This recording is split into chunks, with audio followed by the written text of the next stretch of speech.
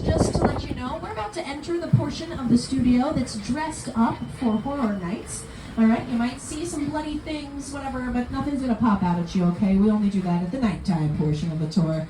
Terror Tram this season is themed in the Blumhouse style. You walk through all the movies. I had a great time at employee preview. But on your left, we've got some picture cars, folks. Picture cars are any vehicle that appears in a movie, whether it's in the background, helping to create the environment, or featured more prominently in the films, like some of these cars over here. You got the Dodge Charger, Nissan Skyline, Orange Julius, all from the Fast franchise. You've got Bumblebee over there, hanging out next to, who is that over there? Uh-oh, that's a bad guy. We don't like to talk about the bad guys. Except for when we round the corner here and head to the Bates Motel. Folks, welcome to the Bates Motel. And up on the hill, we've got the original Psycho house from Alfred Hitchcock's 1960 classic Psycho. We also currently have an official replica of the Hollywood sign. Again, it's been bloodied for horror nights, but it's normally not this bloody. It is a scale model replica here to celebrate the 100th anniversary of the Hollywood sign being up in the hills. It was a real estate ad made in 1923, and it said Hollywood land.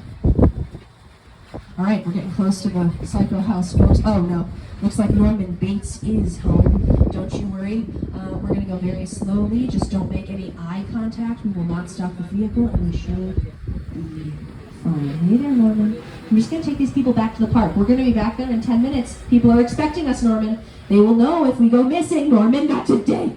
You leave my tram alone. They've already had these people attacked by dinosaurs and sharks and... No, Norman, no. You stay on the stairs. Leave car 4 alone. All right, well, I hope you're all still with me because we're leaving the horror movies and going into the middle of a not-so-natural disaster. Welcome to Steven Spielberg's War of the Worlds. Now, this is one of the biggest sets ever built in Hollywood history. It rivals Cecil B. DeMille's Ancient Egypt for the Ten Commandments and even James Cameron's rebuilding of the Titanic. This is a real airplane that was purchased and destroyed for the making of this movie. You might be able to tell how old the aircraft is. If you look closely, there's ashtrays in every single one of those armrests. Now, the plane was purchased after it was done flying. It was decommissioned, right? It didn't fly anymore. So to get it here from the Mojave Desert, we had to move it on the back of flatbed trucks. It was too big to fit under the freeway overpasses, so that's why the top of the plane is chopped off. The plan was to rebuild it however Spielberg saw fit, so that they could destroy it however he saw.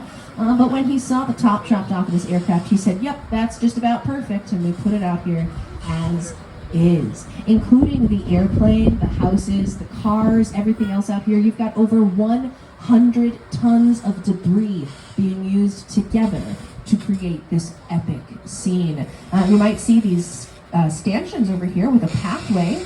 What's all that about? Well, you can walk through these sets if you're brave and come back to see us for Halloween Horror Nights. Here to tell you just a little bit about this set is director Steven Spielberg and production designer Rick Carter.